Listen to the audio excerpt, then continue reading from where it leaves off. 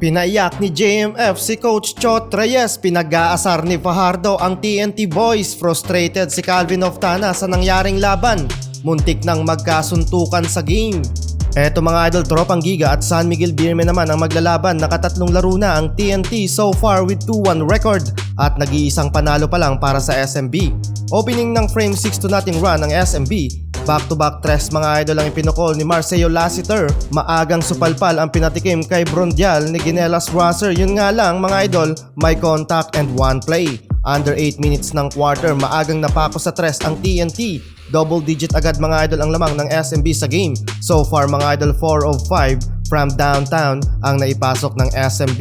Baba na mga idol sa 6 points ang hinahabol ng TNT. Oftana Pugoy connection, RR finger roll. Impressive 2 of 2 from the field para kay RR Pugoy.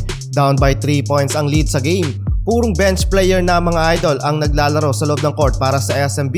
Jason Castro naman, not 1 but 2 ang sumubok pumigil pero hindi natinag sa pagpukol ng tres sa basket. And the first quarter, 25-23. Ang video na to ay hatid sa inyo ng 1xBet. Habang nanonood ka ng mga laban ng basketball mapa NBA, PBA at iba pang liga ng basketball sa buong mundo, ay pwede kang tumaya dito at manalo ng limpak-limpak na papremyo. Kung gusto niyo tumaya at gumawa ng account ay i-click lang ang link na nasa comment section, gamitin ang iyong phone number or email at ilagay mo na din ang ating promo code na JLTV1X para sa mas mataas na tsansang manalo. Maaari ka ding makatanggap ng 6,000 pesos bonus sa una mong deposit via GCash o ibang cash-in method. Hindi lang sa sports pwedeng tumaya, meron ding esports at iba pang game. Paalala lang mga idol, keep it fun and gamble responsibly. Second quarter, hindi na nagsayang ng oras pa si Oftana. Binaril agad ng 3-pointer ang basket ng kalaban, dahilan para makalamang sa unang pagkakataon sa game. Pero nakapag back-to-back basket si Fajardo, kaya balik na naman sa 4 points ang kalamangan ng San Miguel Beermen sa game.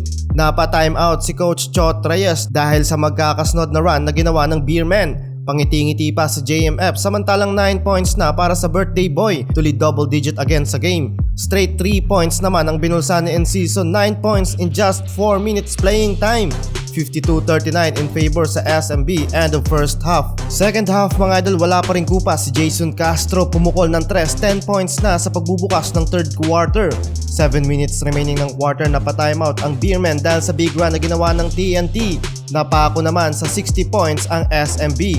Halfway ng quarter, bumawi si The Kraken, mintes mga idol ang tres ni Chris Ross, 2 versus 1 naman sa low post and counted mula kay Fajardo. Third quarter pa lang mga idol, pinaiyak na ni The Kraken si Chot Reyes dahil sa pagiging dominante niya sa low post, back-to-back basket para sa big man. 2 points lead na lang ang SMB, 70-72. Fourth quarter, puwersado si Junmar Fajardo dahil sa intense ng laban sa game, 13 points na at 14 rebounds mga idol.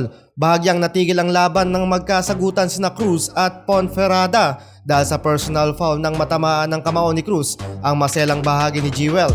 Nasayang ang 20 points, 6 assists and 4 rebounds ni Jason Castro. Final score 91-89, choke na naman si Chot Reyes.